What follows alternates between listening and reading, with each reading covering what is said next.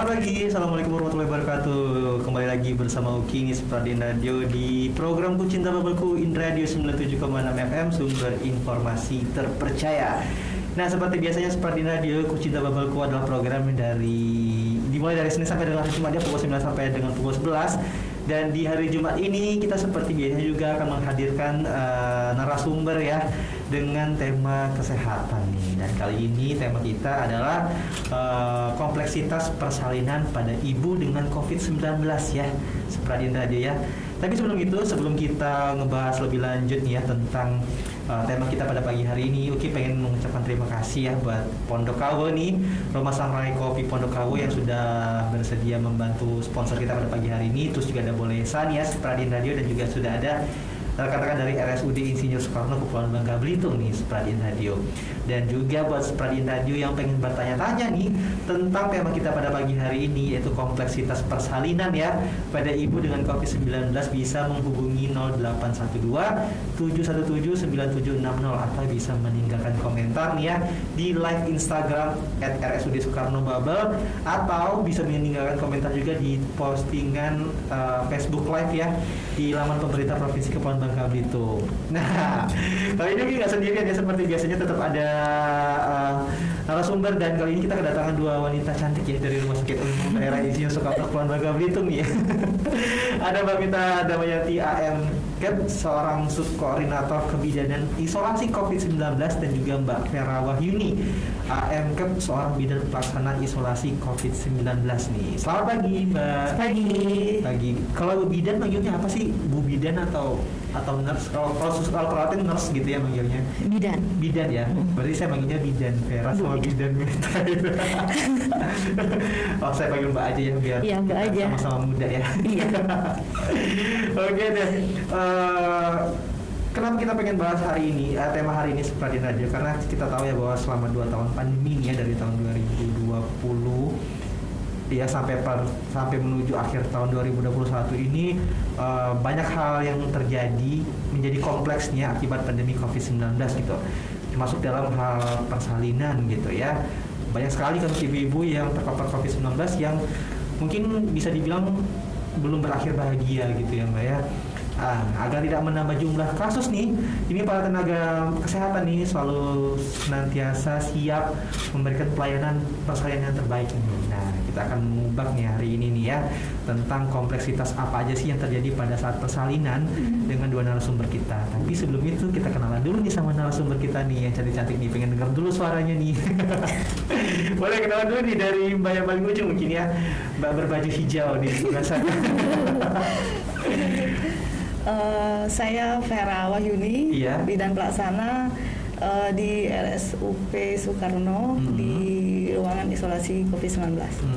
Mbak Vera ya? Iya, bisa dipanggil Vera. Mbak Vera, udah lama Mbak mengabdi di RSUD Soekarno Bangka? Lumayan. Dari 2013 loh. 2000, udah lama ya, udah 10 tahun lebih. Hampir sama sih.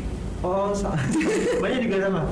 Iya, saya dari 2012 Desember pertama kali RSUP buka, kita udah di situ. Oh, para pejuang original ya, originalnya. Ori RSUP. Oke, kita pindah lagi ini ke Mbak baju biru dongker nih ya, Mbak dongker nih. Boleh Mbak kenalan dulu Mbak sama Supradin Radio? Ya, perkenalkan, nama saya Mita Damayanti AM-Kep.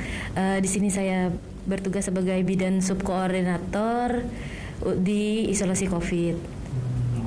Udah ini ya Mbak ya, udah sama ya berarti ya, satu angkatannya sama Mbak Vera juga.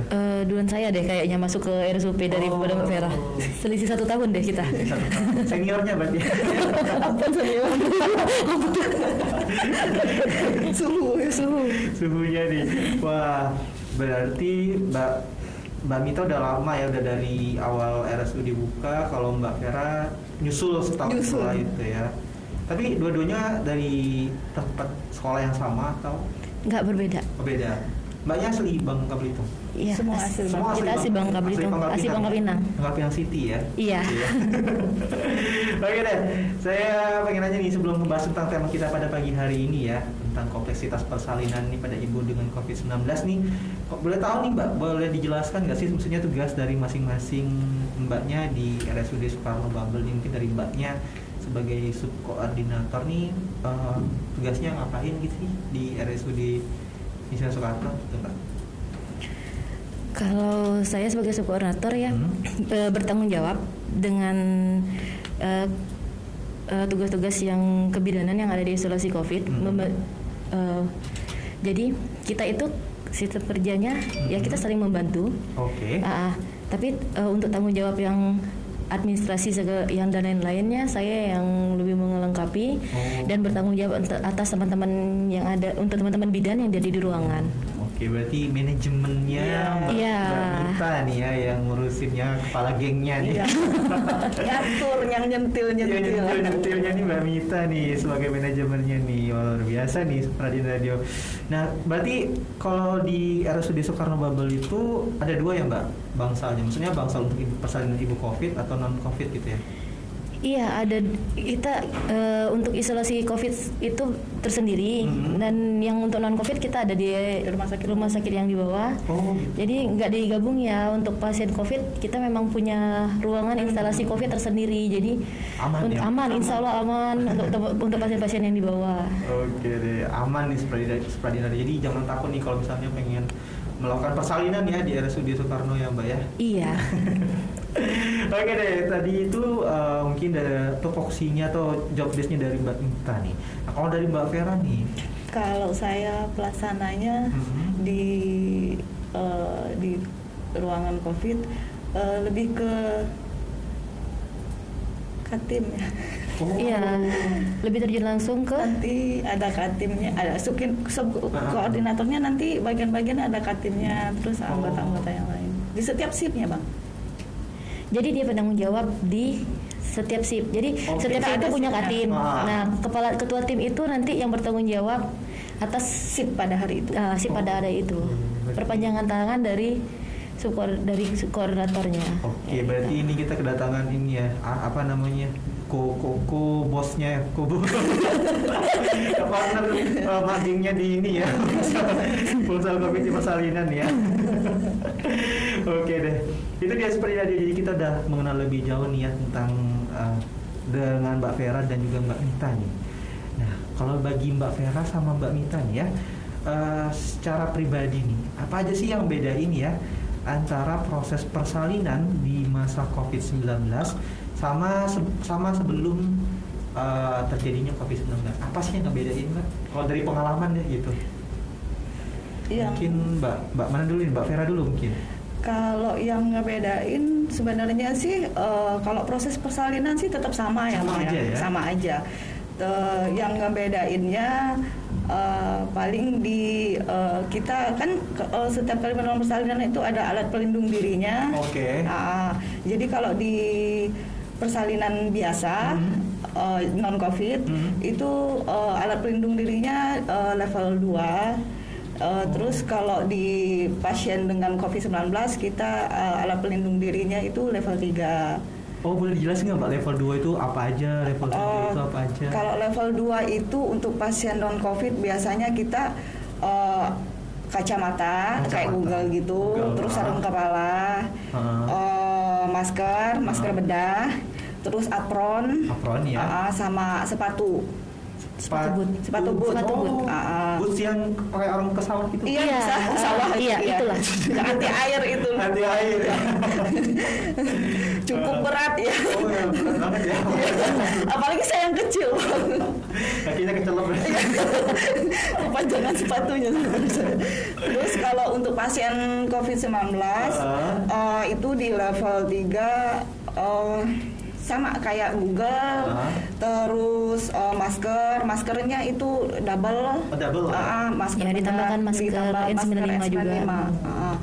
Terus ini langsung hazmat, pakai hazmat lagi, terus apron, Iya ya. Sepatu boot.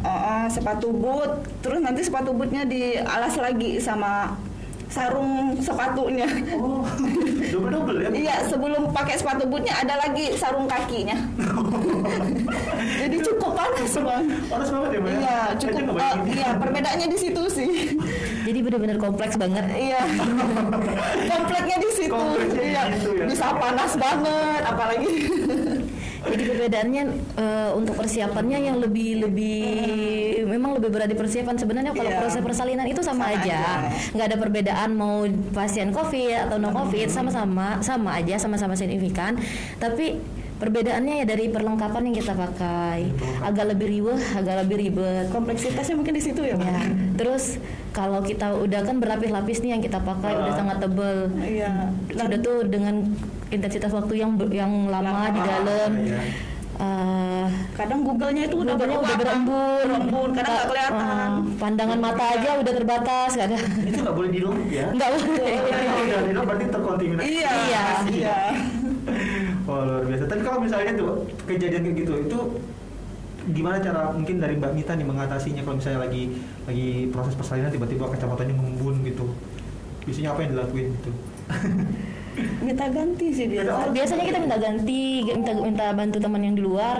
Itu kan Google-nya itu kan di luar hazmat kan. Jadi masih bisa minta bantu teman yang memang belum kontak, kita yang minta tolong. Teman yang di luar. Tapi kalau enggak ya nggak mau seperti itu.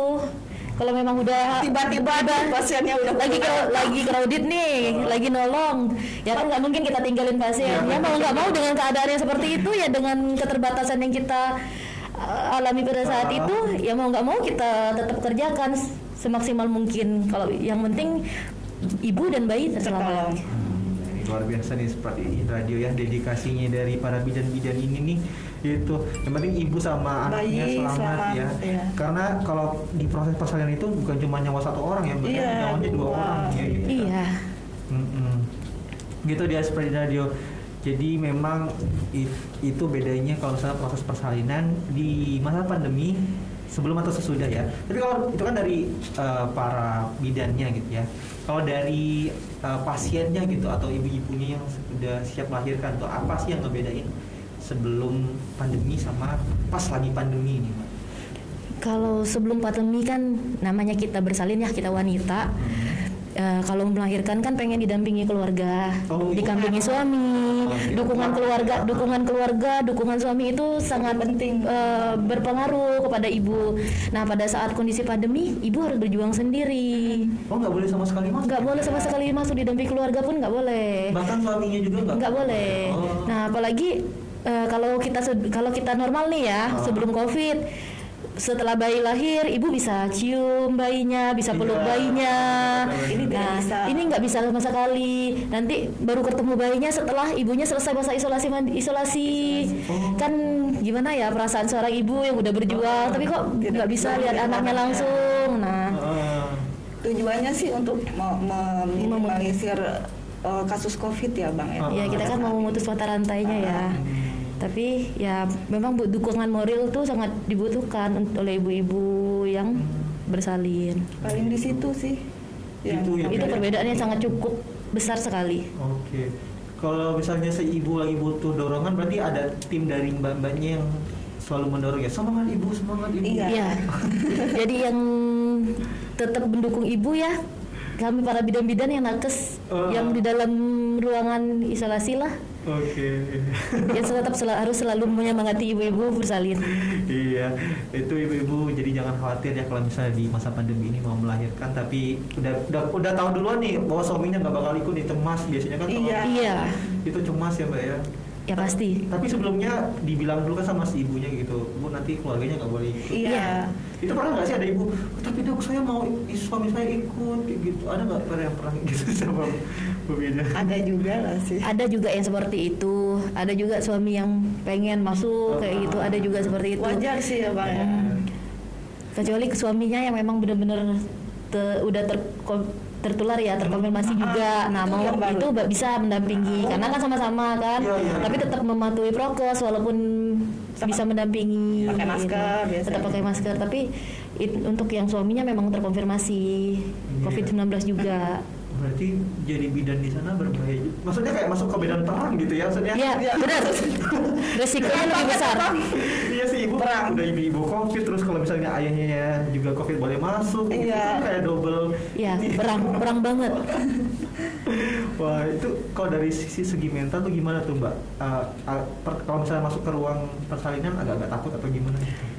Dari kita bidannya ya, Mas. Kalau dulu sih pada awalnya waktu baru-baru COVID ketemu takut banget. Takut ya? Siapa sih yang gak takut? Karena kan kita masih belum dapat informasi yang jelas nih COVID ini seperti apa, dengan apa. Pada awalnya takut semuanya. Tiba-tiba bingung nih di depan pasien gitu. Aduh, mau gimana ini? Tapi dihadapkan dengan kondisi yang seperti itu, memang tugas kita ya seperti itu. Mau gimana lagi, ya udah, hajar aja, lanjut aja. Sesuai berjalannya waktu, kita ikutin aja sih. Dilahap ya COVID. Luar biasa nih seperti radio. Oke deh. Nah, kalau misalnya nih Mbak, tadi kan kita sudah tahu nih perbedaan antara bidannya dan juga pasiennya di masa sebelum dan lagi pandemi ini. Nah, kalau boleh nggak dijelasin sih Mbak alur proses persalinan terhadap seorang ibu nih, kalau misalnya si ibu tersebut terkonfirmasi COVID-19 gitu. Dari awal dia masuk ke rumah sakit, ke UGD ya, atau sampai dia selesai keluar gitu. Alurnya sih dari awal masuk pasien kebidanan ibu hamil yang sudah terkonfirmasi misalnya antigennya positif ya Bang ya, pemeriksaannya di IGD itu dipindahkan ke ruang isolasi COVID. Di ruang isolasi COVID terus tetap kita lapor dokter, kita kan ada kerjasamanya tim, dokter jaga, dokter kandungan ya, SPOG dan tim nakes. Nanti kita lapor dulu ke dokternya, pasiennya sudah di dalam, sudah di ruang isolasi, itu bertekanan negatif ya Bang ya ruangan kita. Nanti pasiennya sudah di situ, kita tetap observasi sampai nantinya persalinan. Ada pemeriksaan laboratorium, misalnya observasi kayak denyut jantung janinnya. Seperti itu aja sih sebenarnya alurnya pemeriksaan. Ya, jadi jadi pasien yang masuk ke rumah sakit tetap melalui UGD. Gitu ya. Nanti di UGD kan dilakukan pemeriksaan oleh bidan yang ada di UGD, bidan Monek kayak gitu. Mereka melakukan pemeriksaan. Kalau pasien memang dari rujukan dinyatakan sudah terkonfirmasi antigen positif atau PCR positif, dipindahkan ke bangsal COVID, ataupun misal belum diketahui pasien ini terkonfirmasi, tetap dilakukan pemeriksaan swab dulu. Setelah itu kalau memang sudah terkonfirmasi positif, dipindahkan ke bangsal instalasi COVID. Nah, di situ nanti sebelum kan kita koordinasi tetap ya, penanggung jawab di rumah sakit ini tetap dokter spesialis obgyn. Jadi kita semua tetap kerja dalam koordinasi tim ya. Kita kan pelaksana, jadi kita bekerja sama ya, maksudnya bermitra dengan dokter obgyn, kita yang membantu. Nah, sesuai dengan instruksinya, kalau memang instruksi dokter observasi persalinan normal, kita observasi persalinan normal. Nanti di ruangannya di PCR nanti pasiennya Bang. PCR terus ya Mbak? Pertama datang pasti nanti PCR. Nah, setelah perawatan 10 hari biasanya kita PCR kedua. PCR lagi. Iya. Sambil pemantauan keluhannya ke COVID-nya ya. Iya, untuk penanganan COVID-nya. Berarti sekali visit itu bisa, maksudnya bisa 2-3 dokter gitu ya, selain dokter obgyn ada juga dokter. Iya, tetap rawat bersama dengan dokter spesialis paru, dokter penyakit dalam tetap. Berarti lumayan ya Mbak ya? Iya, banyak sih. Nambah ramai yang mengunjungi ya gitu. Kalau boleh tahu nih, berapa hari sih seorang ibu itu minimal ya bisa atau maksimal bisa datang ke IGD gitu? Ada nggak sih peraturannya? Berapa hari minimal atau maksimal bisa datang ke IGD-nya? Atau terserah, yang penting pada saat kontraksi boleh langsung datang gitu? Ya pada saat kontraksi kita nggak bisa menentukan waktu minimal, waktu maksimal. Jadi Memang sih usia kehamilan kan tahu kalau memang ibunya tiba-tiba kontraksi, ya udah sebelum waktunya nggak apa-apa ke rumah sakit aja. Kalaupun memang udah waktunya tapi belum ada kontraksi, ibunya mau ke rumah sakit ya nggak apa-apa. Itu kan pilihan dari ibu, memang dari mau datang. Pokoknya jangan takut-takut lah, pokoknya ke rumah sakit. Kalau memang kita ada merasa keluhan ya udah ke rumah sakit aja kayak gitu. Ada ibu hamil yang misalnya sebelum usia aterem, cukup bulan, tiba-tiba ada kontraksi. Sebelum 9 bulan ada kontraksi kayak ketuban pecah ya. Ada pendarahan misalnya atau kontraksi, itu bisa ke pelayanan kesehatan. Oh gitu. Berarti nggak ada berapa hari minimal maksimalnya? Iya, atau juga? sesak misalnya kan, itu bisa langsung ke rumah sakit. Oke. Itu kalau boleh tahu nih, apakah RSUD Soekarno di sana juga kayak menyediakan layanan antar jemput ke pasiennya atau pasiennya datang sendiri gitu? Datang sendiri. Biasanya pasien datang sendiri, ya. Kalau dari rujukan dari rumah sakit yang lain, biasanya rumah sakit yang merujuk, yang mengantar. Oh gitu. Berarti memang RSUD ini jadi tempat rujukan. Pusat rujukan. Iya. Oke. Nah, kalau tadi kan itu alur proses persalinan nih ya. Saya mau tanya nih, kalau misalnya untuk sistem isolasi sendiri bagi seorang ibu saat sebelum sampai melahirkan, kalau misalnya positif COVID-19 nih, itu gimana tuh Mbak? Sama nggak kayak pasien COVID biasa yang bukan ibu mau melahirkan?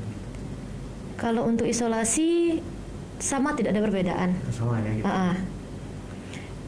Kalau untuk ibu-ibu memang kita utamakan kalau ibu hamil itu masuk ke isolasi yang bertekanan negatif. Oh, gitu. Jadi kan kita nanti proses persalinan yang lainnya. Karena risikonya kadang ibu hamil ini lebih besar risikonya. Lebih besar risiko tuh karena gimana Mbak? Kalau COVID dia lebih besar, untuk kan di badan ibu itu ada bayi juga yang mesti kita pikirkan. Sistem imunnya juga kan lemah dengan kondisi fisik yang dia mengandung bayi. Jadi sistem imun kekebalan tubuhnya otomatis pasti lemah. Jadi harus kita pantau juga. Ditambah COVID. Tambah COVID lagi. Iya. Jadi benar-benar dipantau untuk pernapasan. Keluhan-keluhan. Karena kita juga nggak mungkin memikirkan ibunya aja, kita harus tetap memikirkan bayi yang di dalam perutnya seperti apa. Kebutuhan oksigen yang dibutuhkan oleh bayi tercapai nggak? Kebutuhan oksigen yang dibutuhkan ibu tercapai nggak? Karena kan kalau COVID ya mau nggak mau yang diserang kan sistem pernapasan. Untuk ibunya aja oksigen nanti nggak supply, apalagi ke bayinya. Jadi kita kan tetap harus memikirkan juga. Karena bukan satu nyawa yang kita pikir, 2 nyawa yang ada di situ. Benar luar biasa nih sebenarnya. Berarti harus sigap ya Mbak ya? Harus sigap. Harus sigap. Nggak boleh model ya Bang. Oke deh. Ini sepertinya Jo. Kalau misalnya nih, kita kan ngomongin tentang kompleksitas nih ya. Kompleksitas itu kan bisa dibilang luas gitu ya Mbak. Luas banget. Nah mungkin bisa dijelasin nggak sih Mbak, kompleksitas apa aja sih yang terjadi di proses persalinan nih, terutama di RSUD Soekarno sendiri nih ya, itu seperti apa sih? Mungkin dari Mbak Mita dulu mungkin yang mau jelasin ya. Bisa ditambahkan ya Mbak Vera ya. Ya. Okay. Banyak sih kalau kompleksitas kan. Pertama namanya proses persalinan itu kita nggak tiap perempuan itu berbeda-beda. Ada yang mudah, ada yang susah. Nah, pada saat kita ketemu kasus-kasus yang mempersulit proses persalinan, kita harus lebih sigap untuk menghadapinya. Jadi kayak misalnya ada kita usahakan ibunya bersalin secara normal. Nah, tiba-tiba ada sesuatu terjadi nih, macet atau perbukaannya nggak maju-maju. Kita lapor dokter, instruksinya harus segera dilakukan tindakan operasi operasi seksio segera. Jadi kita persiapannya juga harus benar-benar atau cepat. Jadi kita harus menghubungi ruangan dokter anestesinya, dokter anaknya, dokter obgyn kita hubungi semua. Terus kita harus menghubungi ruangan ruangan operasi untuk mereka siap juga. Jadi kita harus berkoordinasi antar bidang-bidang terkait.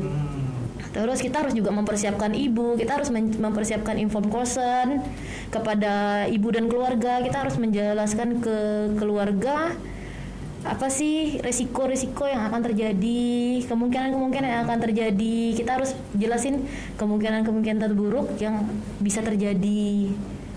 Informed consent. Ya, itu penting sekali. Inform concern harus tetap dibuat. Karena itu mungkin itu pada sekali. kasus COVID lebih jelas lagi mungkin Bang informed consentnya. Karena kan itu kayak gimana tuh Mbak? Boleh. Misalnya persetujuan untuk tindakan. Kita harus menjelaskan lebih detail ke keluarga mau COVID risiko-risiko yang terjadi nanti pada ibu, pada bayinya. Pada pasien-pasien non COVID juga kita harus tetap menjelaskan sama, tapi cuma lebih jelas. Kalau ke pasien COVID ini kan antara suami sama istri kan nggak bersama-sama, jadi kita harus kedua sisi harus sama-sama jelas kayak gitu. Iya. Biar tolong gitu. Nggak bisa ambil keputusan sepihak-sepihak kan. Kadang keluarga mau berunding, kita kan nggak bisa menunggu yang waktu yang lama karena kan kita memikirkan risiko-risikonya. Jadi kita harus benar-benar menjelaskan secara terinci ke keluarga. Jelas. Berarti di luar dari kompleksitas yang misalnya kayak pakai baju hazmat dan segala macam ini, mungkin ruhnya di situ kompleks. Sama manajemennya juga jadi nambah kompleks gitu. Iya, kompleks banget. Makin banyak yang harus dibuat. Iya, gitu. makin banyak. Belum bolak-baliknya lagi sih. Nah, terus untuk bayi kalau sudah lahiran kan bayi nggak setelah dilakukan pemeriksaan, swab dan lain-lain, bayi harus segera dibawa pulang oleh keluarga yang tidak kontak sama sekali dengan si ibu atau bapak. Nah, dengan keluarga yang positif COVID. Oh, berarti keluarga itu emang benar-benar steril ya dari rumah? Iya, keluarga nggak boleh sama sekali. Iya, keluarga itu benar-benar tidak kontak sama sekali sama keluarga yang terkonfirmasi COVID. Jadi memang harus diaturannya harus swab antigen juga, harus dinyatakan negatif, baru mereka boleh bawa bayi pulang kayak gitu. Bayi pun nggak boleh lama-lama dalam. Nggak boleh. Jadi walaupun lahirnya bisa jam 12 malam nih, ya mau nggak mau jam 1 malam bawa bayi pulang kalau udah bayi harus pulang kayak gitu. Gitu ya Mbak? Saya pikir di ruang enggak dulu gitu. Enggak. Jadi bayi kalau udah diperiksa dokter spesialis anak sudah periksa dinyatakan sehat, bayi antigennya negatif, bayi dibolehkan pulang, bawa segera pulang. Jangan berlama-lama di rumah sakit. Kita takut resikonya lebih besar ke bayi. Oh gitu. Nanti pas waktu pembukaan lengkap biasanya kita hubungi dulu keluarganya. Iya. Oke. Takutnya kan dari mentok, dari kembali. Iya sih ya. Itu tambah kompleks lagi. Iya. Resikonya berat loh. Resiko ke bayinya lebih berat. Apalagi di ruangan COVID itu kan bayinya nggak boleh lama-lama. Iya, mengurus bayi yang dengan COVID itu lebih besar sih resikonya daripada yang kompleksnya di situ. Itu kalau bayinya alhamdulillah tidak terpapar COVID ya. Kalau misalnya bayinya terpapar COVID nih gimana? Kalau bayi dirawat. Berarti dirawat. Ya, kita ada ruangan bayinya untuk COVID. Oh gitu. Berarti apa itu digabung sama ibunya yang Enggak, terpapar COVID terpisah. ya? Ruangan terpisah. Oh. Ibu nggak boleh lihat bayi. Ibu yang dengan COVID nggak boleh lihat bayinya yang dengan COVID juga. Sama sekali. Iya, jadi benar-benar kita batasin biar bayinya cepat sembuh. Oh gitu. Karena kan sistem imun ibu dan bayi kan beda Bang. Bayi kan lebih rentan. Terus perawat kita yang untuk mengurus bayi juga dia nggak boleh pegang pasien yang lain, dia fokus ke bayi aja. Dia nggak boleh keluar dari bayi. Kalau dia keluar nggak boleh ke pasien lain. Pokoknya dia fokusnya dengan bayi, nggak boleh fokus dengan pasien-pasien yang lain. Jadi memang dikhususkan untuk perawatan bayi. Bayinya gitu. Berarti kalau misalnya 10 bayi di ruang isolasi tersebut ada 10 perawat juga yang bakal bertugas gitu ya Mbak ya? Giliran aja sih. Oh giliran ya. Tapi kalau misalnya di sini itu perawatnya di antigen lagi, dites lagi, rapid antigen lagi biar ketahuan negatif atau gimana gitu Mbak? Soalnya kan perawatnya kan juga pasti nanti pulang gitu beraktivitas sama orang lain gitu. Kalau kita ada kemarin sih sempat ada pemeriksaan, pemeriksaan di swab berkala sih. Oh emang berarti supaya memang dipastikan perawat ini sama sekali tidak punya. Jadi kalau ada nakes kita yang memang positif ya sudah mereka isolasi. Kita pernah diisolasi juga nanti. Setelah sembuh baru kerja lagi. Kalau Pak perawat nakesnya yang positif ya udah mereka istirahat. Kita pernah kekurangan nakes di ISO karena kebanyakan isolasi juga pernah. Perawatnya pada jatuh sakit. Iya. Pas lagi marak-maraknya Juli Agustus ya. Juli Agustus. Banyak nakes kita yang memang sudah kecapean sampai tertular COVID. Sampai drop gitu ya? Iya, banyak yang drop. Wah, kita doakan ya seperti dari itu ya, semoga para perawat di bangsa, terutama di bangsa persalinan ya, semoga sehat selalu nih, kuat selalu nih seperti radio. Nah, mungkin dari Mbak Vera mau nambahin lagi mungkin kompleksitas apa aja sih yang terjadi di seperti pasien-pasien dengan mungkin ini pasien dengan kadang-kadang kekurangan pengetahuan ya Bang ya, kurang mencari pengetahuan tentang kehamilan mungkin kan, jadi nutrisinya bisa kurang ataupun kayak lebih banyak makan garam, jadi bisa memicu tensinya tinggi, itu bisa menyebabkan nanti pada saat mendekati persalinan itu tensi tekanan darahnya bisa tinggi, itu bisa menyebabkan kejang. Pernah juga pasien-pasien yang hampir pas persalinan itu pasiennya kejang, jadi kita pakai hazmat tuh sampai bolak-balik. Nanti masuk lagi observasi, keluar lagi. Kejang-kejang itu maksudnya karena infeksi, komplikasi dalam kehamilannya. Iya, komplikasi kehamilan sih. Lebihnya ke situ sih. Oke. Berarti riuh juga. Riuh banget. Kalau COVID itu sendiri, kalau sesak baratnya lebih ke pernapasan, pernapasan. Tapi kalau ibu-ibu hamil yang mau bersalin ditambah dengan risiko-risiko kehamilan ini kan banyak nih. Nah, ditambah dengan risiko-risiko kehamilan ditambah COVID, jadi kan beban di tubuhnya dia berjuang tuh banyak banget sih bebannya yang mau diperjuangkan oleh ibu bersalin. Oke. Saya boleh tahu nggak sih Mbak risiko-risiko kehamilan di saat COVID itu apa aja sih mungkin yang tadi inform concern ya kalau kata Mbak berdua tadi ya, boleh nggak dijelasin kepada Supradin Radio risiko-risiko apa aja sih yang mungkin bakal terjadi gitu, mungkin jadi pengetahuan juga buat Supradin Radio yang lagi mendengarkan, terutama yang lagi dalam masa kehamilan. Jika COVID-nya COVID ringan, COVID sedang yang tidak ada keluhan, sebenarnya sama dengan persalinan dengan pasien-pasien non-COVID ya, Bang. Terus kalau pasiennya dengan COVID yang berat, itu diharuskan untuk pasien untuk menggunakan alat pernapasan seperti HFNC, ventilator, itu semuanya lebih ke memicu resiko antara untuk ibu dan bayinya ya. Kayak sistem penapasan bayinya kurang. Sedangkan bayi ini membutuhkan oksigen yang penuh ya dari ibu. Jika ibunya sesak, otomatis jantung sama oksigen di bayi juga berkurang gitu. Sebenarnya risiko-risikonya di pasien-pasien dengan COVID-nya lebih berat itu sih. Gitu. Sebenarnya. Itu pernah ada yang kejadian katanya sampai kritis di tengah-tengah kehamilan gitu. Pernah ada beberapa kasus sih. Dengan COVID berat. Awalnya masuk dengan COVID yang lumayan lah ringan sedang, tapi berjalan hari ada COVID-nya sampai berat.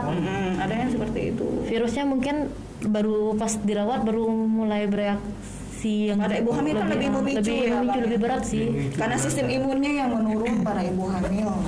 Oke. Berarti luar biasa ya. agak nakutin juga ya seperti dia. Tapi nggak apa-apa ya, maksudnya tetap ada. Iya. Gitu. Tapi nggak apa-apa, semenjak mulai ibu hamil boleh vaksin, untuk angka ibu hamil yang dengan positif COVID lumayan menurun. Gitu. Iya, sudah. Ya. Untuk satu tahun ini aja 2021 jumlah kasus ibu hamil bersalin nifas yang positif COVID itu ada sekitar 118 orang. Lumayan kan? lumayan banget. Saya mikir 15 orang dari berapa ratus orang tuh itu ibu hamil yang terpapar COVID. Ya, untuk di rumah sakit kita aja ya, bukan di rumah sakit yang lain. Itu yang data yang di rumah sakit kita aja. Kita nggak tahu kalau data di rumah sakit lain. Untuk data yang di isolasi kita dari Januari sampai Desember ini ya. Oktober sih, November Desember kita nggak ada terima pasien, malahan alhamdulillah. Alhamdulillah nggak ada pasien ibu hamil atau ibu bersalin dengan COVID. Jadi kan sebanyak sekarang ibu-ibu hamil udah mulai banyak yang divaksin nih. Alhamdulillah feedbacknya bagus. Ibu-ibu hamil bersalin yang mau bersalin untuk peningkatan angka COVID-nya lumayan menurun. Drastis banget malahan. Drastis banget ya? Iya. Berarti memang vaksinnya benar-benar memberikan manfaat ya buat ibu-ibu hamil ya. Vaksin apapun itu ya Mbak ya? Iya. Rata-rata sih ibu-ibu yang dengan COVID itu memang mereka belum vaksin.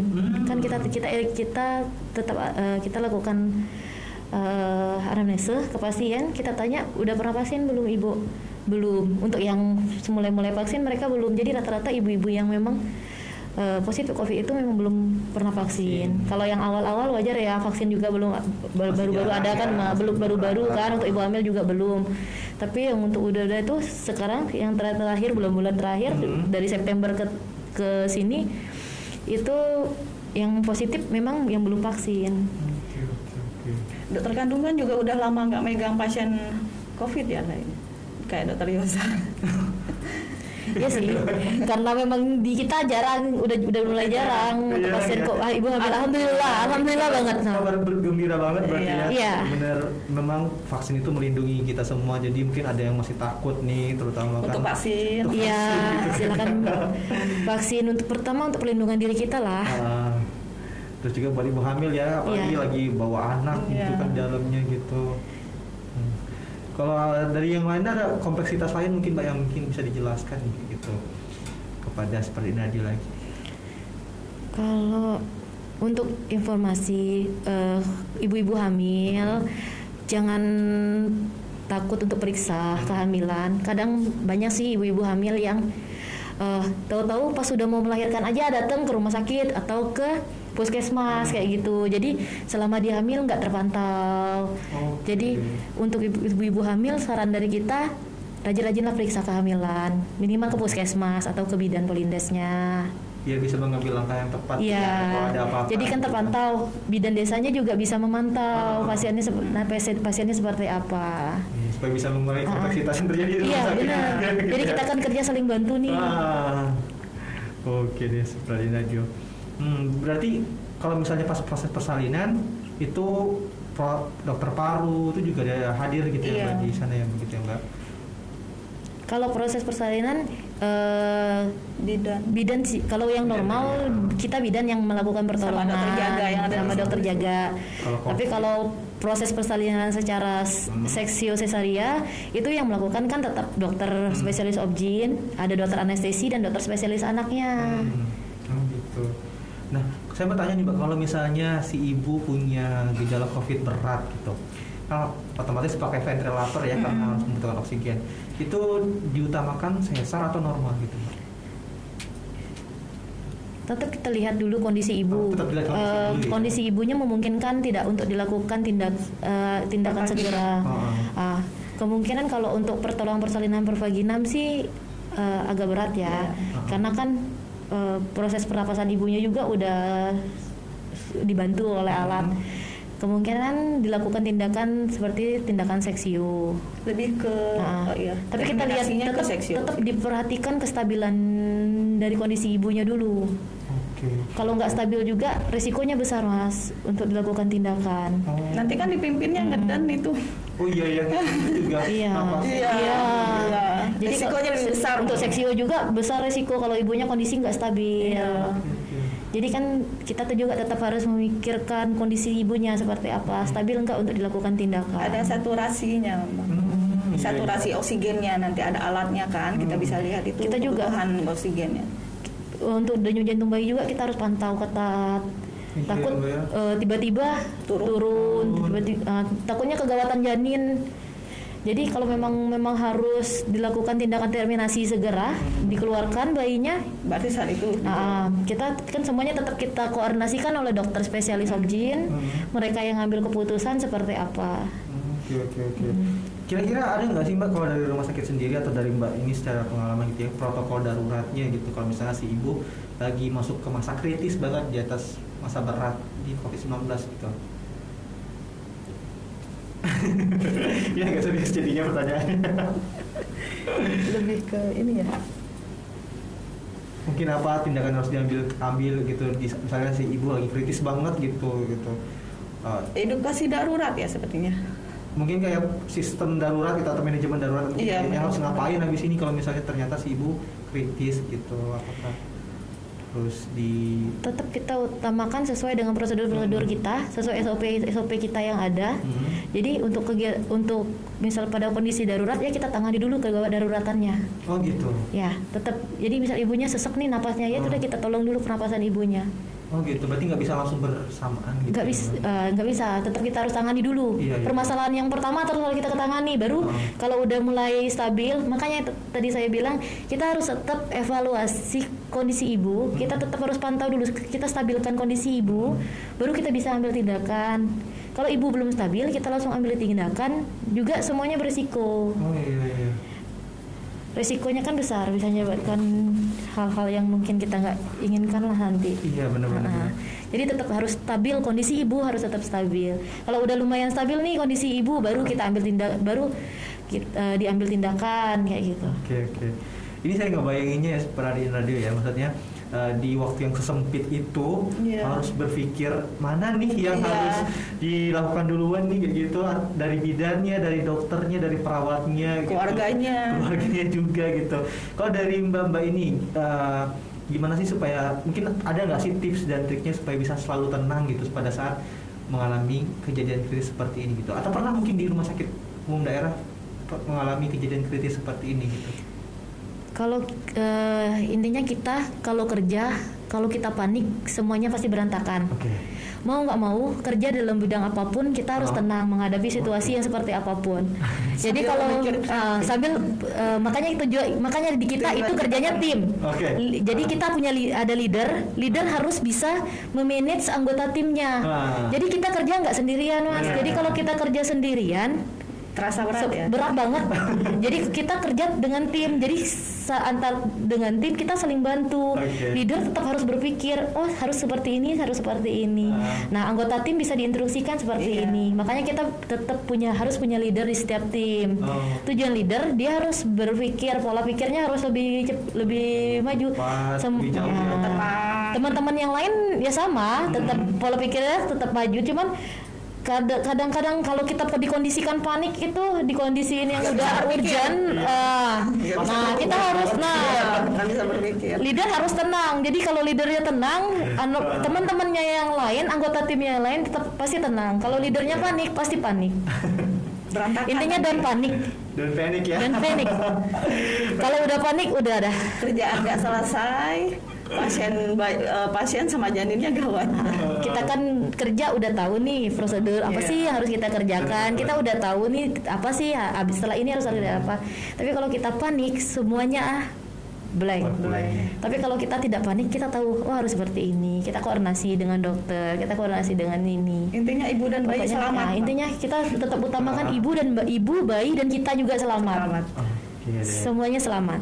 Kalau dari Mbak Vera mungkin ada nggak tips dan triknya kalau misalnya lagi dalam masa kritis seperti itu supaya kita selalu tenang gitu? Harus ngapain? Sama sih. Sama ya.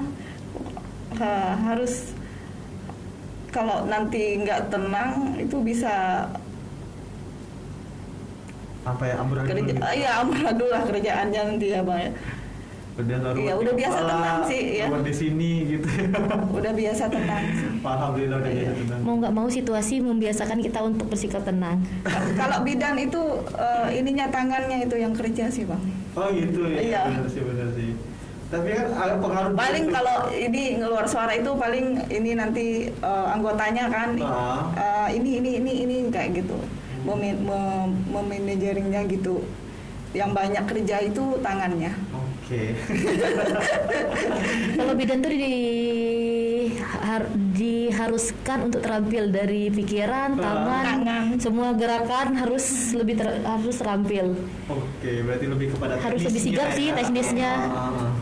Nah, kalau saya boleh nanya nggak sih, maksudnya saya agak sampai sekarang tuh masih agak ngawang ya antara bedanya bidan sama dokter yang bertugas di ruangan gitu. Dokter kandungan. Iya, dokter kandungan kan dokter objin gitu ya. Iya, dokter objin. Nah, bedanya bidan sama dokter objin tuh kayak gimana sih, Mbak?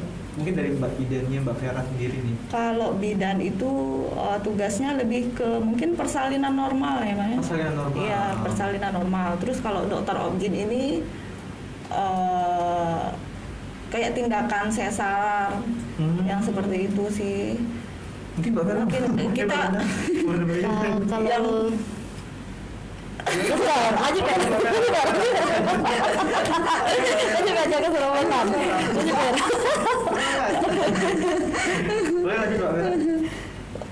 Bedanya kalau bidan itu kan lebih ke persalinan normal. Iya. Ya, persalinan normal itu posisi itu kepalanya di bawah. Kalau kayak posisinya kayak bokong, kaki itu di. Maksudnya posisi bayi gitu. Iya, posisi bayinya untuk persalinan ya. Itu udah tanggung jawab dokter objin. Oh gitu. Pokoknya bidan yang tahap normal. Normal. Kalau udah masuk ke fase abnormalnya sebenarnya itu adalah tugas-tugasnya dokter objin. Ini kan dari Mbak Mira sendiri ada tambahan mungkin bedanya bidan sama. Iya sih, kalau bidan itu kan dia bisa melakukan, kita bisa melakukan pekerjaan bidan memang sama sih seperti Vera. Untuk tindakan kebidanan itu yang masih di dalam batas normal, tindakan normal. Jadi kalau yang udah memang yang menjurus ada komplikasi itu kita arahkan ke dokter spesialis objin. Itu untuk bidan yang di puskes, untuk kita bidan lah pokoknya ya, di desa atau di mana. Nah, tapi kalau di rumah sakit, dokter objin itu dia sebagai dokter penanggung jawab. Jadi penanggung jawab penuh atas untuk pasien-pasien kebidanan itu tanggung jawabnya dokter spesialis objin. Mereka yang bertanggung jawab. Nah, kita di rumah sakit sebagai bidan, kita sebagai pelaksana, jadi mitra. Jadi antara bidan sama dokter objin itu mitra. Harus tetap ada hubungan yang erat. Kita kerjasama, kolaborasinya yang sama. Nah, untuk masalah tanggung jawab, kita bidan tetap bertanggung jawab atas apa yang kita lakukan, kita kerjakan kepada pasien. Tapi untuk penanggung jawab pasien itu lebih ke dokter spesialis objin. Nah, bedanya seperti di situ aja sih kayak. Bedanya di situ. Terus ya pendidikan kan mereka dokter lebih tinggi dari kita. Tapi untuk status itunya kita tetap dokter sama bidan ini tuh kita mitra. Mitra yang seimbang. Iya, mitra yang seimbang. Nah, pernah nggak sih kalau kan saat tadi kan Mbak sama Mbak Mita kan bilangnya kalau bidan tuh lebih concern kepada persalinan normal gitu ya. Mungkin diputuskan, pernah nggak ada kondisi seperti ini? Diputuskan seorang ibu lahir dengan persalinan normal gitu. Tapi ternyata di tengah-tengah si ibu ini harus dilakukan tindakan yang tidak normal kayak misalnya sesar atau segala macam gitu. Pernah ya? Pernah. Jadi itu langsung manggil dokter objin ke ruangan gitu atau gimana? Ya kita tetap itulah kita kalau di rumah sakit kita kan koordinasinya dengan dokter spesialis objin karena mereka penanggung jawab pasien. Nanti yang menentukannya yang menentukan dokter objin, bukan kita yang mengambil keputusan, bukan kita bidan yang menentukan. Kita teknisnya, kita untuk melakukan teknisnya. Jadi tetap yang mengambil keputusan itu dokter spesialis. Jadi kita tetap melakukan observasi, tindakan. Nah, kalau memang terjadi suatu masalah di tengah-tengah tindakan yang kita lakukan, kita laporkan. Nah, apa yang nanti untuk tindakan selanjutnya itu keputusannya dokter spesialis objin yang memutuskan. Harus kayak gimana gitu. Iya. Terkadang juga ada kasus-kasus kebidanan seperti misalnya bokong, misalnya Bang ya. Jika dokternya sudah mengizinkan pebidannya untuk mempercayakan ya, untuk bidannya menolong, biasanya bidan juga menolong. Iya. Di mana kondisi-kondisi yang misalnya dokter kandungannya sudah memberikan izin ya. Ya, yang penting pokoknya tindakan kita harus, dokter spesialis harus tahu. Iya. Kita harus mau ngambil apa yang kita lakukan, apa yang kita lakukan tindakan, apa yang akan kita berikan ke pasien itu sesuai dengan dari advice dari dokter spesialis. Nah, jadi kita kerjanya nggak sendiri-sendiri, tetap masih berkolaborasi. Keputusan tetap ada di dokter. Tetap. Kita teknis, apapun itu. Kita tetap teknisnya. Benar. Itu ya seperti itu. Jadi jangan bingung lagi ya fungsi bedanya tugas dari bidan sama dokter objek nih. Nah, selama masa pandemi nih banyak nggak sih bidan, tadi kan perawat gitu ya, mungkin bidan yang juga terpapar COVID-19 gitu, mengingat mereka sering banget berinteraksi. Lumayan. Jadi dari Mbak berdua ini, mohon maaf, apakah pernah terpapar? Saya pernah. Pernah ya? Ya, alhamdulillah. Jangan. Tapi dengan tidak ada keluhan sih, Pak. Alhamdulillah ya, nggak ada gejala. Iya. Untuk gejala yang ringan lah. Jalan. Dia disuruh istirahat, Pak. Disuruh istirahat. Iya, disuruh istirahat. Udah terlalu capek. Tapi jujur Mbak, kalau misalnya dari selama pandemi ini itu rasanya tuh kayak berkali-kali lipat capeknya nggak sih saat berkali-kali. Double Mas. Iya, double banget ya. Double banget. Itu dari mana? Karena pelaksana juga terkadang bisa kekurangan oksigen ya, Pak. Karena dengan pemakaian hazmat kan. Dengan APD yang kita pakai kan berlapis-lapis. Lumayan. Mas untuk jangka waktu masuk ke dalam ruangan isolasi juga itu bukan sebentar. Waktu yang sebentar. Kita masuk bisa berjam-jam, bisa lebih dari 4-5 jam. Apalagi waktu menolong persalinan. Nah, menolong persalinan kan nggak mungkin dengan apalagi waktu yang ntar ada 1 jam 2 jam. sobekan, di heading dijahit dulu itu udah berapa jam? Berarti kalau boleh tahu berapa jam maksimal yang paling lama mungkin yang pernah Mbak alamin gitu selama proses persalinan itu? Ada nggak bisa sampai 8 jam? Enggak sih. 7 jam? Enggak. 5-6 jaman lah paling ya. Kalau masih observasi saya masih keluar masuk sih, Pak. Iya, masih keluar masuk. Nanti kalau udah mendekati pembukaan lengkap, baru nanti stay-nya di ruangan. Jadi kalau masih pembukaannya belum besar kan, pembukaan nih 1-10 nih. Nah, pembukaan kami kan 1-10. Kalau belum besar masih sebelum mendekati 10, ya kita masih keluar masuk gantian. Ada CCTV-nya, nanti kita pantau dari TV-nya. Lihat kondisi ibu. Iya. Wah, berarti harus standby dong ya? Iya, standby. Maksudnya kalau misalnya kan tadi kan kerjanya shift gitu kan? Iya. Ya, jadi pada saat shift yang berjaga tetap harus standby. Kompleknya di shift malam, Bang. Oh, kenapa? Nggak tidur ya? Banget. Dituntut melek gitu. Mana cuacanya mendukung buat tidur gitu ya? Nggak bisa sih, karena lebih memikirkan pasien. Gitu. Tapi memang kalau misalnya selama jaga malam nih, emang rasanya tuh nggak pengen tidur gitu ya Mbak ya? Kalau pasiennya gawat sih, lagi mau persalinan lupa gitu. Rasa tidur sih Bang. Oh bisa ya? Mungkin ngisi tenaga di meja gitu kan, baring-baring sebentar sambil melihat di CCTV keadaan ibunya. Nanti kalau untuk observasi lagi, masuk lagi. Apalagi pasien-pasien yang seperti tadi dibilang kayak kejam gitu. Wah, hampir bolak-balik. Ya, kita harus stay di situ malahan. Stay di situ ya. Kalau misalnya begini, kan shift itu ya. Kalau misalnya di shiftnya udah mau habis, tapi dia harus nangani satu pasien gitu. Nah, apakah shift berikutnya tetap harus jaga lagi atau udah boleh pulang gitu, Mbak? Kalau selama ini tergantung naluri ya, Bang. Saya pernah pasien di shift berikutnya itu, operan dari saya itu pasiennya kejam. Sudah operan di shift berikutnya, terus pasiennya kejam lagi, saya pakai hazmat lagi masuk ke dalam. Oh gitu. Kalau kita ketemu pasien dengan segala kondisi, menolong teman aja sih, kerjasama aja sih. Masih ngerelain sih. Karena perang gitu tadi ya, Bang. Nggak mungkin kita langsung tinggalin kalau teman-teman susah sendiri. Biasanya kita tetap tergerak. Kalau pasien saling membantu. Udah sip. Kalau udah stabil pasien, kita bisa tinggalin ya kita tinggalin. Kalau memang lagi di kondisi yang crowded, ya mau nggak mau kita harus tetap bantu masuk lagi. Oh gitu ya, Pradina dia berarti. Berarti memang luar biasa nih dedikasinya para bidan-bidan nih. Solidaritas juga ya, karena kalian juga nggak sendirian pasti. Iya, harus. Kalau boleh tahu, sekali shift berapa yang jaga sih Mbak?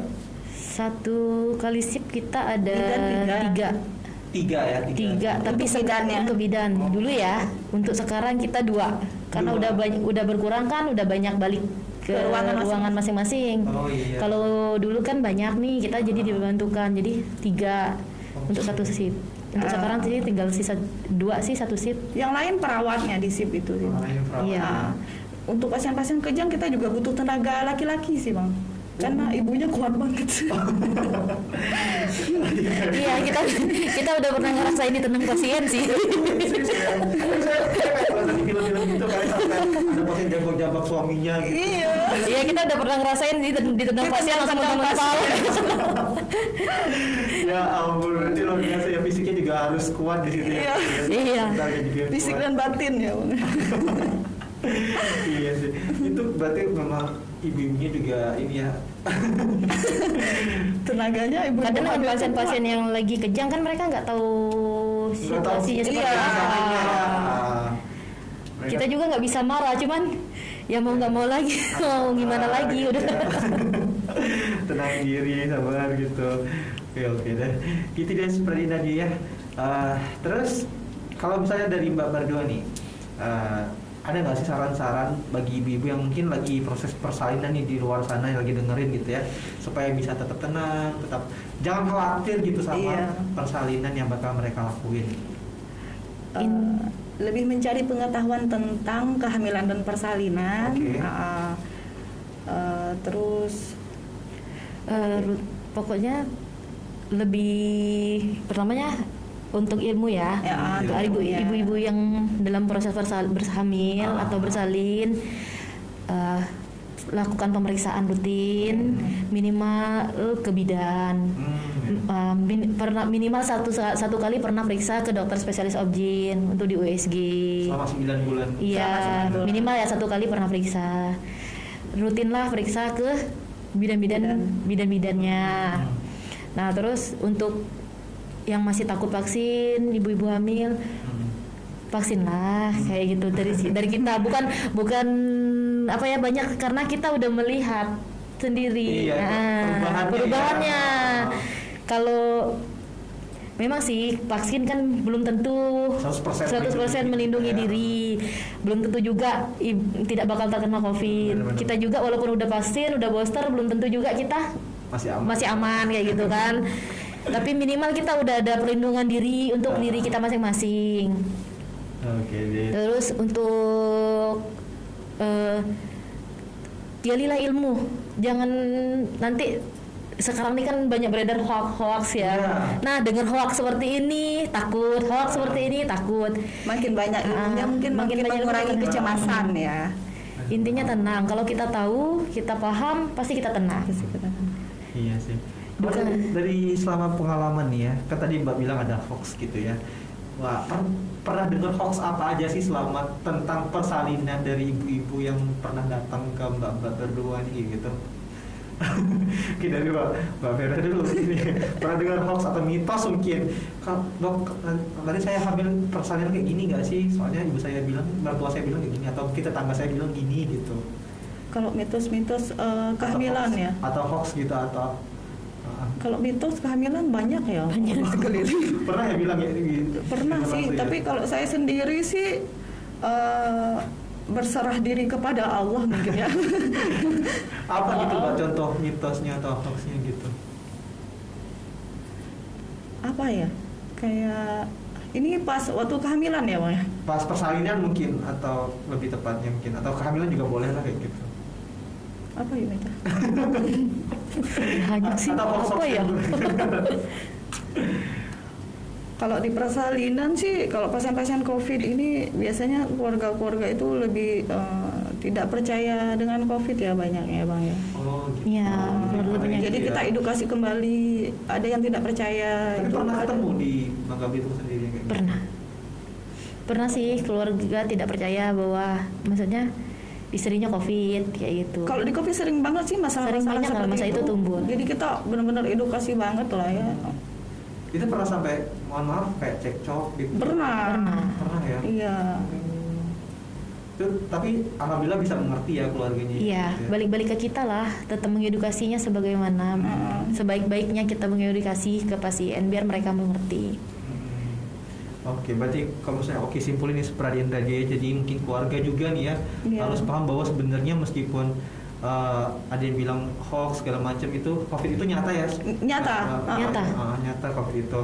Jadi kalau misalnya, jadi emang rumah sakit nggak ada yang bilang nggak mengofitkan, soalnya kan ada yang bilang kita pernah juga dengar seperti itu. Iya, itu tuh memang nyata Pradian Radio. Jadi memang kalau misalnya lebih baik jujur ya, soalnya kalau misalnya jujur pun dokter dan para bidan pun lebih baik jujur. Jadi kita melindungi semuanya. Iya. Terus tahu juga nanti apa yang harus dilakuin, harus kemana gitu ya, gitu sebenarnya. Banyak nggak sih Mbak yang kayak gini, maksudnya yang nggak percaya COVID itu selama 2 tahun ini gitu? Ada ya. Kalau dibilang banyak enggaknya saya nggak bisa bilang banyak.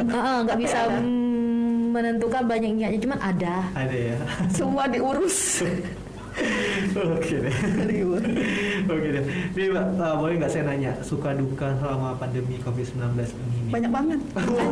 Banyak dukanya Mas, daripada sukanya. Jelas banget. Boleh cerita satu persatu nih dari Mbak Gita. Mbak Gita dulu mungkin. Wah, sukanya apa selama COVID ini, dukanya apa? Dukanya ditendang. Dukanya ya gitulah, kita pas pada kondisi pasien kritis. Kita dituntut harus lebih sigap. Terus pada pasien-pasien saya pernah ngalamin pasien kejang, saya kena tendang. Pernah. Terus yang kita nggak tidur, observasi, yang bolak-balik masuk ke dalam ISO, keluarnya mandi lagi gitu. Harus mandi ya Pak ya? Iya, jadi kita masuk jam 12 malam, keluar mandi. Sudah tuh masuk lagi jam 3 mandi. Kadang nggak sempat mandi, pakai amat lagi. Banyak sih Mas dukanya. Kadang-kadang badan, kondisi tubuh kita juga harus benar-benar dipaksa kuat. Terkadang ada juga pasien-pasien yang susah untuk diajak kerjasama gitu ya. Terus dukanya juga ketika ada pasien-pasien yang ibu atau bayinya yang meninggal, kita juga ngerasain sih gimana sedihnya. Pokoknya ada yang anak nggak ketemu ibunya. Gitu. Dukanya tuh banyak banget duka. Jadi kita benar-benar ngerasain sih. Luar biasa lah. Luar biasa ya. Meskipun seperti apa? Kayak kalau misalnya ibu sama anak kan mungkin sedih atau karena nggak bisa ketemu anak. Kita sebagai yang nggak ngeliat aja tuh. Kita juga ngerasain. Gitu. Saya mendengar juga sedih sebenarnya. Apalagi kalau misalnya, tapi pernah ada nggak sih Mbak di RSUD sendiri misalnya si ibu nih, mohon maaf kayak meninggal gitu, tapi anaknya tetap hidup. Gitu. Ada. Banyak, maksudnya banyak atau? Ada sih. Enggak banyak, terlalu banyak, lumayan lah ada. Atau anaknya mungkin yang meninggal tapi ibunya masih sehat gitu. Ada juga ibunya yang udah kritis. Kita bayinya sehat tuh, bayinya kembar, lahir kembar, ibunya udah kritis, tapi kita tangani dengan baik. Pokoknya kita juga semangat berjuang untuk ibunya kita dukung untuk berjuang, suami pokoknya kita dukung, kita kasih support terus. Alhamdulillah ibunya sampai sekarang sehat, balik ketemu anaknya. Ada, itu suatu kebahagiaan bagi kita, itu sukanya ya. Terus di COVID kita ngerasain karena kita merasa sama-sama berjuang, kekeluargaan kita lebih kuat kayak gitu. Itu sukanya. Kita waktu makan, jam makan nggak makan gitu. Nah, pas puasa, buka puasa, orang udah buka puasa kita belum, Mas, ada. Itu duka banget. Duka Mas, orang udah waktunya buka puasa. Kita masih di dalam, belum bisa buka puasa. Masih kesempatan juga. Iya. Pasti juga. Pas buka puasa. Pasien-pasien gawat kan nggak bisa ditinggalin. Bisa buka puasa jam 8 malam. Iya. Oh, pernah tadi? Pernah. buat para bidan nih di rumah sakit umum Teman-teman juga kan banyak, bukan kita aja, teman-teman banyak yang kayak gitu. Terus tiba-tiba pasien datang nih pas deket-deket jam buka puasa, ya mau gimana lagi? Tunda dulu semuanya. Yang penting pasien dulu. Wah, prioritasnya bukan lagi diri saya sendirian siapa, tapi penting pasien gitu ya. Iya. Pasien dan anaknya gitu ya, penting selamat dulu gitu. Kalau kita mah nanti nomor 3 atau nomor 4 gitu. Benar. Oke deh. Nah, semakin berkembangnya teknologi ini, Mbak, apakah Rumah Sakit Umum Daerah Insinyur Soekarno juga punya layanan kayak telepon atau mungkin layanan online gitu? Karena kan ada beberapa orang yang mungkin masih takut ya datang ke rumah sakit ya gitu, takut terpapar lah dan lain sebagainya. Kalau misalnya ada, mungkin boleh disebutin nih Mbak kepada seperti Radio layanan online-nya seperti apa, atau mungkin layanan teleponnya seperti apa nih? Bentar. Oh, lagi dicari di Spradindo. Berarti ada ya Spradindo, ada ya Mbak ya? Ada. Jangan khawatir, Spradindo yang mungkin lagi takut ke rumah sakit. Kalau layanan telepon, kita bisa ke informasi untuk bertanya-tanya di 0717 9106 750. Oke, boleh diulang Mbak. 0717 910 6750. Untuk online bisa lihat di Instagram RSUD Soekarno _Babal. Berarti kalau misalnya nge-DM ke situ langsung diterusin ke ini ya, bidang kebidanan gitu ya, objin gitu ya. Itu ke informasi sama ke humas ya. Oh gitu ya. Oh, oke. Siap. Itu ya seperti radio ya, jadi jangan khawatir. Juga ada layanan online-nya dan juga ada layanan telemedicine-nya gitu. Jadi kalau misalnya masih ragu nih ke rumah sakit, boleh lewat telepon dulu kali ya Mbak ya. Iya. Baru nanti ketemu sama dokter-dokter. Iya, kan mau tanya misalnya ada nggak jadwal dokter ini, kan bisa ke informasi. Oke deh. Nah, seperti radio nggak terasa nih kita udah sejaman ya ngobrol sama Mbak Vera sama Mbak Mita nih. Boleh dong Mbak disampaikan nih mungkin statement penutupnya nih terkait tema kita pada pagi hari ini untuk para pendengar ya, mengenai kompleksitas persalinan pada ibu dengan COVID-19. Mungkin mulai dulu dari Mbak Vera kali ya. Panjang banget sih. Boleh Mbak disampaikan closing statementnya Mbak? Ya juga ada apa-apa. Gak apa-apa Mbak. Aman. Boleh Mbak Vera? Statementnya. Iya. Saat kita berada di tempat gelap, kita berpikir kita sudah mati terkubur. Padahal sejatinya kita sedang ditanam agar tumbuh menjadi tinggi dan kuat. Begitupun pada saat pandemi ini kita dihadapkan dengan segala kerumitan, keruwetan untuk tumbuh menjadi pribadi yang kuat dan hebat. Dari pandemi ini kita belajar pentingnya peduli dengan hati. Dari karantina kita belajar artinya cinta kepada sesama. Itu apa sebenarnya dan atau jangan bujangga. Bujangga ini. Oke, mungkin itu nih boleh nih Pak. Dari pandemi ini kita belajar untuk saling berbagi, saling menghargai, saling mengasihi. Dari pandemi ini kita saling belajar juga untuk saling menjaga antara satu dengan yang lain. Jadi semoga pandemi COVID ini segera berlalu, kita bisa kembali ke kehidupan kita yang normal seperti dulu. Amin. Wah, biasa nih soal ini. Kayaknya ini bukan bidan deh, tapi motivator dan dua-duanya ini. Kita bisa double kok. Bisa double ya. Kita multi talenta. Kalau kayaknya saya mikirnya kalau misalnya para bidan juga harus bisa jadi motivator ya, karena ibu-ibu yang hamil juga pasti lagi down gitu, semangat juga apalagi saat-saat sekarang yang suaminya nggak boleh nemenin. Kita harus bisa di berbagai kondisi apapun. Di setiap sisi. Setiap sisi bisa ya. Mau seberat apapun, mau se-happy apapun kita harus bisa. Harus bisa ya Pak ya. Perhiasan itu seperti radio. Oke, dari seperti radio itu dia ya obrolan kita kepada narasumber kita pada pagi hari ini, Mbak Mita Damian sama Mbak Vera Wahyuni ya, terkait tema kita tentang kompleksitas persalinan pada ibu dengan COVID-19 nih. terima kasih buat Indra Radio yang sudah mendengarkan ya program Cinta Bubble hari ini. Dan juga terima kasih juga buat sponsor-sponsor kita, ada Bolehsa nih, terus juga ada Pondok Kawen ya, Rumah Sampai Kopi Pondok Kawen ini beralamat di Kandang Sapi, Komplek Perkantoran Gubernur Kepulauan Bangka Belitung ya. Jadi yang mau ke sana boleh nih, bisa juga dipesan lewat GoFood dan juga di Bualan ID ini seperti radio. Oke, itu dia. Terima kasih buat Mbak Vera, buat Mbak Gita. Sama-sama Mas. Mau hadir pada pagi hari ini, jangan kapok datang ke sini lagi. Insya Allah nggak Kita apa-apa. tangani lagi ke sini ya. Iya. Berbagi informasi nih kepada Spradin Radio semua nih. Itu dia Spradin Radio. Terima kasih. Sampai jumpa. Selamat beraktivitas. Selamat hari Jumat juga buat kamu semua, terutama buat Muslim nih ya. Selamat beribadah dan beraktivitas lainnya. Akhirul kalam. Assalamualaikum warahmatullahi wabarakatuh. Selamat pagi. Sampai jumpa lagi.